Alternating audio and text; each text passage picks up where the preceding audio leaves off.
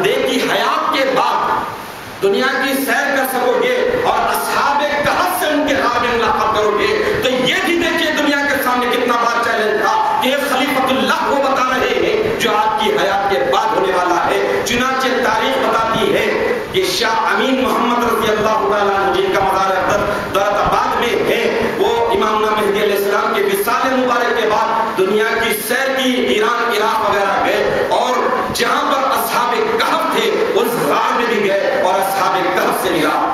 اس کے بعد امام مہدی علیہ السلام حضرت بندگی میں شاہ قمی صدیق رضی اللہ تعالیٰ عنہ کے تعلق سے اپنی ذات کا بدل قرار دے کر ارشاد فرمایا کہ چونکہ مہدی کی ذات پر تلوار کام نہیں کر سکتی، پانی ڈبو نہیں سکتا، آگ جلا نہیں سکتی، تو امام مہدی علیہ السلام اپنی چوتھی صفت کا بدل بندگی میں شاہ قمی صدیق رضی اللہ تعالیٰ عنہ کو قرار دے کر یہ ارشاد فرمایا کہ بھائی سید خدمیر، یہ میں جو کچھ کہہ رہا ہوں اللہ کے حکم سے کہہ رہا ہوں، اور اگر ایسا ہو تو سمجھنا بندہ مہدی موعود تھا۔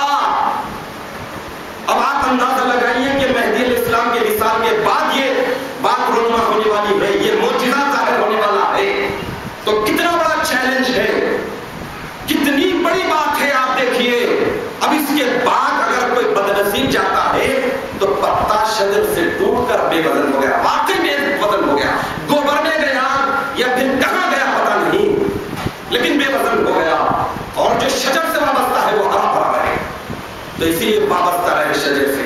ہمیں مہدی علیہ الصلوۃ والتسلیم کا صدقہ، ہمارے اسلاف کا صدقہ سمجھنا چاہیے۔ بندگی میں شاہ قمی صدیق رضی اللہ تعالیٰ عنہ یہ آرزو میں، یہ تمنا میں، یہ خوشی میں دن گزار رہے ہیں کہ بندے کے تن پر جب تک سر رہے گا مہدی کے نام کا چہچہا نہیں ہوگا۔ تو مہدی علیہ السلام ارشاد فرماتے ہیں کہ اللہ کے حکم سے میں کہہ رہا ہوں، جو کچھ کہہ رہا ہوں اللہ کے حکم سے کہہ رہا ہوں۔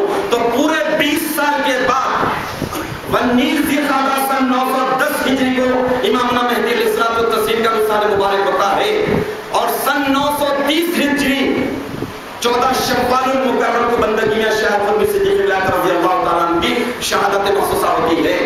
شوال کے بعد ہی ذی القعدہ کا مہینہ آتا ہے۔ 910 اور 930 آپ دیکھ لیجئے پورے 20 سال کے بعد، اور 20 سال انتظار کیے ہیں، اور اس کے بعد دنیا نے دیکھ لیا، بلکہ گجرات کی تاریخ میں بھی، وہاں کے اس وقت کی حکومت کی تاریخ میں بھی یہ درج لکھا سنا گیا ہے کہ سید خدمیر کے ساتھ جنگ ہوئی تھی، اینل کی فوج، اینل سپاہ سالار تھا اور جنگ بھی تھی، پہلے دن فتح ہوئی تھی، دوسرے دن شہادت ہوئی تھی۔ اس جنگ کا تذکرہ گجرات کی تاریخ میں بھی ہے۔ تو مہدی علیہ السلام کو تسلیم ارشاد فرماتے ہیں کہ بندہ اللہ کے حکم سے کہہ رہا ہے۔ بھائی سید قمی، اگر بندہ جو کہتا ہے کہ پہلے دن فتح ہوگی، اگر تمہارے مد مقابل ساری دنیا کی فوج آ جائے تب بھی تمہاری فتح ہوگی، اور دوسرے دن تمہاری شہادت ہوگی، تمہارا سر جدا ہوگا، تن جدا ہوگا، پوست جدا ہوگا، اور اس کے بعد تمہارا دفن 3 جگہ ہوگا۔ بھائی سید خدمیر، ایسا ہو تو سمجھنا بندہ مہدی موعود تھا، اور اگر ایسا نہ ہو تو سمجھنا کہ بندہ مہدی موعود نہیں تھا، مفتری علی اللہ تھا، اللہ پر بہتان ڈالنے والا۔ دنیا نے دیکھ لیا اس خون کی وجہ سے ہی، ان خون کے خطرات اور مقدس خطرات کا صدقہ ہے کہ آج ہم ڈنکے کی چوٹ پر اپنے آپ کو فخریہ طور پر کہہ رہے ہیں کہ اللہ تعالیٰ کے فضل و کرم سے اسلاف اور اجداد کے صدقے میں ہم مہدی موعود ہیں۔ لیکن ہمیں صرف یہ فخر کرنا نہیں ہے، جائزہ لینا ہے کہ آج دنیا بظاہر جیسا کہ عام رجحان ہو گیا کہ دنیا ترقی کر رہی ہے، مجھے کبھی بھی اس بات سے اتفاق نہیں رہا ہے، اس لیے کہ دنیا ہلاکت کی طرف بڑھ رہی ہے، ترقی نہیں کہتے ہیں۔ جب تک آدمی فون کا عادی نہیں تھا، اس کا نیٹ ورک بہت مضبوط تھا، آج سیل فون آ گیا ہے، آج الیکٹرانک اور اس کے ساتھ ساتھ سولار انرجی، کمپیوٹرائز، یہ ساری چیزیں ایسی آ گئی ہیں کہ اسے انسان ترقی سمجھ رہا ہے، لیکن اس ترقی کے باوجود آپ دیکھ لیجئے کہ ہر طرح خرافات، اخلاقی، جسمانی، مالی جو ہو رہے ہیں، انسان کو ہلاکت کی طرف بڑی تیزی سے لے جا رہے ہیں۔ انسان ہلاک ہو رہا ہے، سمجھ میں نہیں آ رہا ہے، بیٹھے بیٹھے برین ٹیومر ہو گیا، بیٹھے بیٹھے اچھا بھلا انسان کینسر میں مبتلا ہو گیا. تو فضا میں ویدر میں ایسی بات آ گئی ہے کہ آج کی سائنس ہی ثابت کر رہی ہے کہ انسان کے ہاتھوں سے جو لائی ہوئی بظاہر ترقی ہے وہی چیز کائنات کی گویا بربادی کی طرف لے جا رہی ہے تیزی کے ساتھ. اسی لیے آیت شریفہ بھی ہے کہ وَمَا أَمْرُ السَّاعَةِ إِلَّا كَلَمْحِ الْبَصَرِ. اللہ تعالیٰ ارشاد فرماتے ہیں کہ قیامت کا معاملہ کیا ہے. وَمَا أَمْرُ السَّاعَةِ قیامت کا معاملہ کیا ہے. كَلَمْحِ الْبَصَرِ آنکھ جھپکنے کے برابر ہے. تو آنکھ جھپکنے کے برابر ہے. تو آنکھ جھپکنے کے لیے اللہ تعالیٰ یہ اسباب بنا رہے ہیں. انسان ہی کانکریٹ سیمنٹ اسٹیل کا محتاج ہو گیا اور ساری چیزیں آپ دیکھ لیجیے اس کی وجہ سے بھی موسم برباد ہو گیا, تباہ ہو گیا. مال و دولت کی امار لگ گئے ہیں لیکن انسان کے پاس سکون جیسی دولت نہیں ہے اور سکون اسی وقت ملتی ہے. قرآن کہتا ہے کہ اللہ بذکر اللہ تطمئن القلوب. آگاہ ہو جاؤ کہ اللہ کے ذکر سے دلوں کو اطمینان ملتا ہے. تو امامنا و سیدنا مہدی موعود علیہ الصلوۃ والتسلیم دنیا کے سامنے آئے. آپ ارشاد فرماتے ہیں کہ من را کتاب اللہ پیش کرتا ہوں, میں اللہ کی کتاب کو پیش کر دیا ہوں. وہ ہر سراس توحید و عبادت دعوت میکنم, میں مخلوق کو توحید اور عبادت کی طرف راغب کر دیا ہوں. من معمور برائے کام, میں اسی کام کے لیے معمور کیا گیا ہوں. تو مہدی علیہ السلام نے توحید کا ایسا اعلیٰ نمونہ دنیا کے سامنے پیش کیا. دنیا فراموش کر دی تھی. مہدی علیہ السلام کی جب بعثت مبارکہ ہوئی تھی اس وقت قرآن عظیم دنیا میں موجود تھا, احادیث تھے, علماء تھے, خانخواہ تھے اور مشائخین تھے, سب کچھ تھے. لیکن ذہن میں یہ بات رکھیے کہ اصل تعلیم کو فراموش کر دیا گیا تھا, توحید کی اصلیت کو فراموش کر دیا گیا تھا. مشائخین اپنے گھروں میں خبروں کی شکل میں, خبروں کے اندر اینٹ کے سونے کی اینٹیں بنا بنا کر اندر رکھتے تھے, مال و دولت کا ذخیرہ کر لیتے تھے. ابوالکلام آزاد خود اس بات کو لکھتے. تو مہدی علیہ السلام کی جب بعثت مبارکہ ہوئی اس وقت حالات بالکل ہلاکت خیز تھے. کیف تہلک امتی, حضور جو ارشاد فرمائے کہ میری امت کیسے ہلاک ہوگی, شروع میں میں ہوں, آخری میں عیسیٰ ابن مریم ہے اور درمیان میں میری اہل بیت سے جو مہدی ہوگا وہ درمیان میں ہے. تو چنانچہ مہدی علیہ الصلوۃ والتسلیم جب آئے اور توحید و عبادت کی دعوت دی, توحید کا ایک نمونہ اور عبادت کا ایک نمونہ رکھتے ہوئے میں اپنی تقریر کو ختم کرنے کی سعادت حاصل کروں گا. امامنا مہدی علیہ السلام, توحید کا مطلب یہ ہے کہ اللہ تعالیٰ کو ایک ماننا, اس کی ذات اور صفات میں کسی کو بھی غیر اللہ کو شریک کرتے ہیں تو وہ شرک خراب پاتا ہے. امامنا سیدنا مہدی علیہ الصلوۃ والتسلیم دنیا کے سامنے توحید کی اتنی اعلیٰ مثال بیان فرماتے ہیں کہ ہرچے خواہی از خدا خواہ, تم جو کچھ مانگو اللہ سے مانگو. گر نمک خواہی, نمک جیسی حقیر چیز جو آج کل پیسوں سے مل رہی ہے, پہلے دوسرے اجناس کے ساتھ, دوسرے سودے کے ساتھ مفت میں ملتی تھی. نمک بھی چاہتے ہو تو خدا سے چاہو.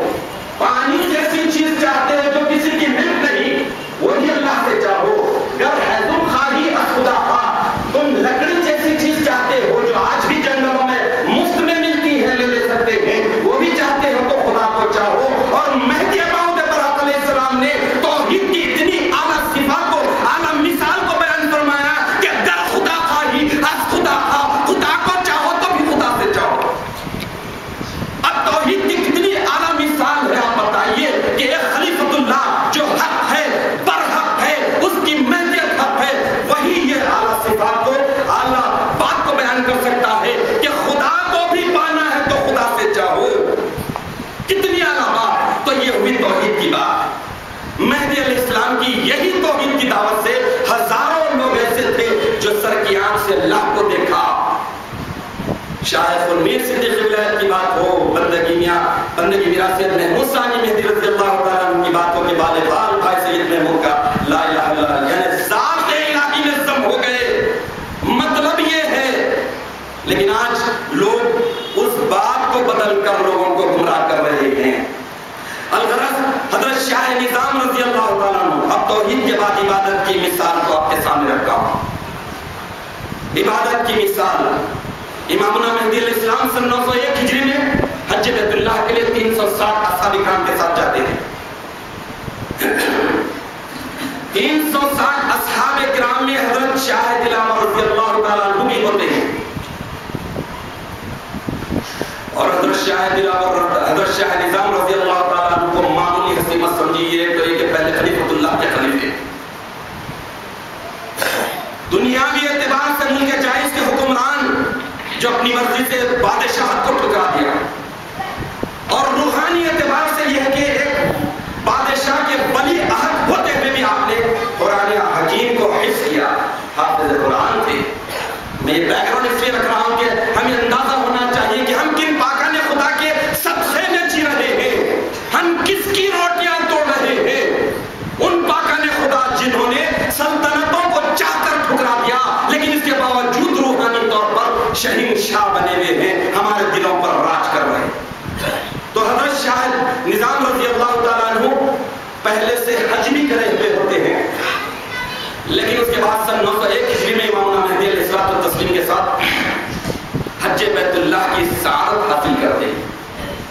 حج بیت اللہ کی سعادت حاصل کرتے ہوئے امامنا مہدی علیہ الصلوۃ والتسلیم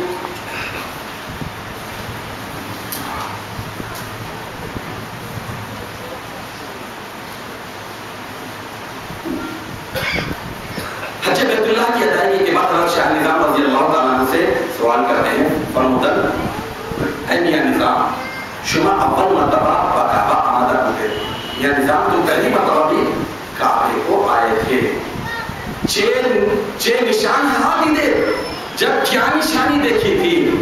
تو گفتن حضرت شاہ نظام رضی اللہ تعالیٰ عنہ عرض کرتے ہیں کہ میرا جی اول بار کعبہ آمدہ بودم، میں جب پہلی مرتبہ کعبے کو آیا تھا کعبہ راز سوائے صاحب کعبہ دیدن. میں پہلی مرتبہ جب آیا تھا تو کعبے کو صاحب کعبہ کے بغیر دیکھا تھا، وہ ای بار اور اس بار کعبہ راز میں صاحب کعبہ دیدم. اب عبادت کی بات، توحید کا ایک ایگزامپل آپ کے سامنے رکھا. اب عبادت کا، حج بھی عبادت ہے. حضرت بندگی میں شاہ نظام رضی اللہ تعالیٰ عنہ سے خلیفۃ اللہ سوال کر رہے ہیں، جن کی بعثت کا بنیادی مقصد یہ ہے کہ وہ خلق راز ہوئے توحید و عبادت دعوت می کنم، مخلوق کو توحید و عبادت کی دعوت دینا، وہ من معمول برائے کارم، اور اسی کام کے لیے مہدی علیہ السلام معمول ہے، یہ اعلان فرما رہے ہیں. تو اس وقت حضرت شاہ نظام رضی اللہ تعالیٰ عنہ کا یہ جواب سننے کے بعد معلوم ہوتا ہے کہ عبادت کا جو منشا تھا، یعنی عبادت کا جو مطلب تھا، عبادت کیسی کرنی چاہیے. باب الایمان، ہر کتاب کے باب الایمان کی پہلی حدیث کو اٹھا کر دیکھ لیجئے، بلکہ صحیح ستہ کی یعنی 6 حدیث کی صحیح ترین کتابوں میں سے اکثر کتابوں میں یہ پہلی حدیث ہے جو حدیث احسان کہلاتی ہے. حضرت امیر المومنین عمر بن خطاب رضی اللہ تعالیٰ عنہ سے مروی ہے، حضور اکرم صلی اللہ تعالیٰ علیہ وسلم سے ایک اجنبی کی شکل میں حضرت جبرائیل امین علیہ السلام آتے ہیں، سوال کرتے ہیں کہ مل اسلام کیا ہے، اس کے بعد سوال کرتے ہیں کہ مل ایمان کیا ہے. تو اللہ کے رسول سوال کے جواب میں اسلام کی ساری تفصیل کو بیان کرتے ہیں. تو سوال کرنے والا جواب دیتا ہے کہ صدقتا یا رسول اللہ، آپ نے سچ کہا. تو پھر سوال کیوں کیا؟ صحابہ کرام پورے حیرت زدہ ہیں، یہ آنے والا اجنبی کبھی دیکھا نہیں اور اس پر سفر کے آثار بھی نہیں ہیں، یعنی یہاں کا ایریا کا آدمی بھی معلوم نہیں ہوتا ہے، صاف ستھرا ہے اور بالکل قریب ہے، گھٹنے کو گھٹنا لگا کیا ہے، اتنا رازدار کون ہے، اتنا قربت والا کون ہے. صحابہ پریشان ہیں. اسلام کے سوال کے جواب میں بتا دیا گیا.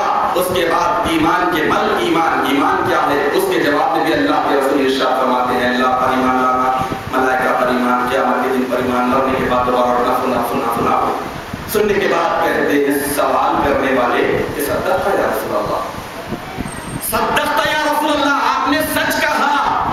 پھر صحابہ حیرت زدہ ہو جاتے ہیں. اس کے بعد سوال ہوتا ہے جو آپ توجہ کے ساتھ سماعت فرمائیں، مل احسان یا رسول اللہ، مل احسان، اے اللہ کے رسول احسان کیا ہے؟ تو اللہ کے رسول صلی اللہ تعالی علیہ وسلم جواب دیتے ہیں کہ ان تعبد اللہ کأنک تراہ، ان تعبد اللہ، تم اللہ کی عبادت کرو کأنک تراہ، گویا اسے دیکھ رہے ہو، یا تراہ، دیکھ رہے ہو اسے، فإن لم تکن تراہ، اگر دیکھ نہیں سکتے، اس لیول کے نہیں، اس مرتبے کے حامل نہیں، فإنہ یراک، تو سمجھو کہ اللہ تمہیں دیکھ رہا ہے۔ تو اب اس حساب سے عبادت کے دو ہی رتبے، دو ہی پوزیشن، دو ہی مقام اور مرتبے، یا تو اللہ کو دیکھنا یا یہ سمجھنا کہ اللہ دیکھ رہا ہے۔ اگر دونوں نہیں ہے تو عبادت نہیں کہلائے۔ تو حضرت بندگی میں شاہ نظام رضی اللہ تعالیٰ عنہ پہلی مرتبہ جب کیے تھے تو اللہ دیکھ رہا ہے یہ جذبے سے کیے تھے، اور جب امامنا مہدی علیہ السلام کے ساتھ سن 901 میں حج بیت اللہ کیا تو اس وقت اللہ کو دیکھ کر رہے تھے۔ تو عبادت کی یہ تعلیم دنیا کے سامنے پیش کی، ایک سچا خلیفۃ اللہ کی دنیا کے سامنے پیش کر سکتا ہے۔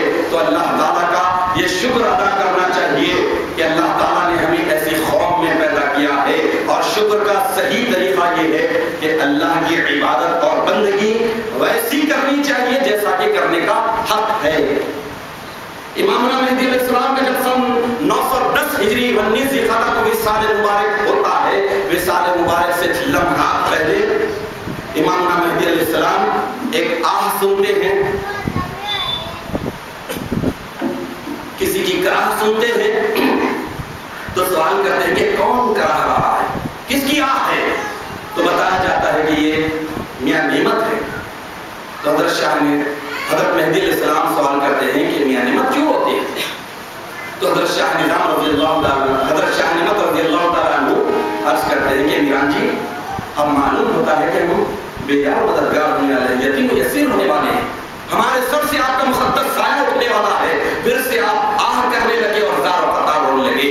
تو امامنا و سیدنا مہدی موعود برات علیہ الصلوۃ والتسلیم اس آخری موقع پر جو ارشاد فرمائے تھے، اگر ہم اسے گرہ میں باندھ لے اور اسے اپنا مشعل راہ بنا لے، اسی کو فالو کرے، تو پھر ہم کبھی رسوا نہیں ہوں گے، کبھی ذلیل نہیں ہوں گے، کبھی دنیا میں بھی رسوا نہیں ہوں گے، آخرت میں بھی شرمندہ نہیں ہوں گے۔ امامنا مہدی علیہ السلام ارشاد فرمائے کہ میاں نعمت بندہ ابھی تمہارے درمیان ہے، کیوں ہوتے ہیں؟ میاں نعمت بندہ ابھی تمہارے درمیان ہے، میں کیوں ہوتے ہو؟ میاں نعمت رونے کا وقت وہ ہے جب تم بندے کے پیغام کو فراموش کر دو، بندے کی دعوت کو بھول جاؤ۔ تو مہدی علیہ السلام یہ بتا دیے، اب اللہ کا شکر ادا کرنا چاہیے۔ آج صدیوں کے بعد اگر کچھ سوکھے پتے ہٹ رہے ہیں تو یہ سمجھ لیجئے، خوش ہوئیے کہ بہار خزاں آنے والا ہے، اچھے پتے مول کے پھوٹنے والے ہیں، اچھے لوگ آنے والے ہیں۔ مہدی موعود برات علیہ السلام کا فرمان پورا ہونے والا ہے کہ مہدی و مہدویاں تا قیام قیامت باشد، مہدی اور مہدی کا پیغام اور مہدوی قیامت تک رہیں گے۔ ایک خلیفۃ اللہ کی حقانیت کو ہم نے سر تسلیم خم کر کے قبول کر لیا، تو یہ فرمان بھی بالکل حق ہے کہ قیامت برپا ہو جائے گی، لیکن اس وقت تک مہدوی رہیں گے برابر۔ جو کوئی مہدوی ہے تو سمجھ لیجئے کہ یہ اس کے حصے میں اللہ تعالیٰ کی بہت بڑی نعمت اور دولت ملی ہے۔ تو ہمیں یہ دیکھنا ہے کہ ہمیں کوئی اللہ کے فضل و کرم سے کوئی نئی یونیورسٹی جوائن کرنے کی ضرورت نہیں ہے، بلکہ جو فارمیٹ ہے، جو فارم کا فارمیٹ ہے، اسی کو فل اپ کرنا ہے کہ ہم مہدوی ہیں، ہمارے اجداد مہدوی تھے، ہمارے اسلاف مہدوی تھے، اور ایک ایک نے ایسا ثبوت دیا۔ بندگی میاں سید علی رضی اللہ تعالیٰ عنہ جو امامنا مہدی علیہ السلام کے فرزند ہیں، دیکھیے ان کے جگر کا کیا پوچھنا۔ حضرت شاہ نعمت رضی اللہ تعالیٰ عنہ کو مسلمان کہلانے والے فوجی گرفتار کر کے لے جا رہے ہیں، تو اس وقت میاں سید علی آگے بڑھتے ہیں، سوال کرتے ہیں کہ انہیں کیوں گرفتار کیا گیا؟ تو جواب دیا جاتا ہے کہ یہ سید محمد جلندھری کی مہدیت کو مانتے ہیں، ہم انہیں صدا دینے کے لیے لے جا رہے ہیں۔ تو مہدی علیہ السلام کے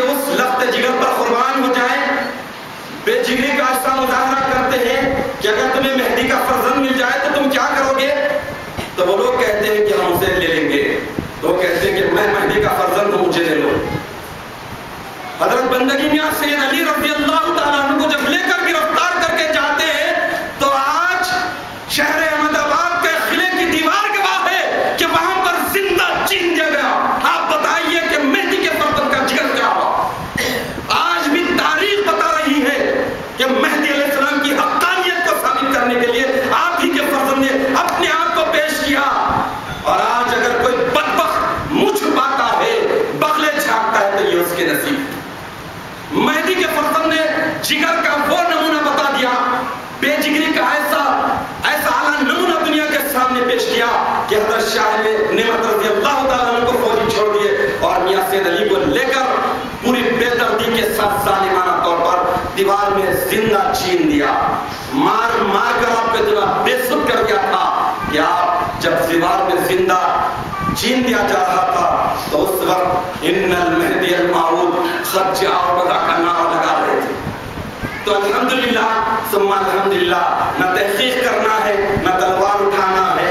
जैसा कि मैं अर्ज करता रहा हूँ, ये तो बदनसीब सदी है, ये हमारी बदबख्ती है। हजरत बंदगी मियां सैयद मोहम्मद अब्दू मियां शहीद रहमतुल्लाह अलैह के बाद ये मनहूस जो सदी गुजर रही है, खून मांगता है चमने महतवियत, खून मांगता है तो खून के लिए पहले खून में हरारत होनी चाहिए, खून में गर्मी होनी चाहिए, खून में तस्दीक मेहदी का सत्ता होना चाहिए, तो फिर वो खून आगे बढ़ेगा। वो खून जो दरबारों को हिला देता था, वो खून जिसकी वजह से अकबर का दरबार लहर गया, लर्ज़े में आ गया था। और अकबर कहेगा कि अगर यही शख्सियत मेहदी मऊद होने का दावा करती है तो बेजा नहीं है। मेहदी के नवासे को देखकर ये कहा था। तो अल्लाह ताला का हमें शुक्र अदा करना चाहिए। मेहदी अलैहिस्सलाम और तस्लीम का 522वां उर्स मुबारक के ज़िमन आज बहरियान का मुक़द्दस मौका है, हमें जायज़ा लेना है कि हम तस्दीक का हक़ अदा कर रहे हैं।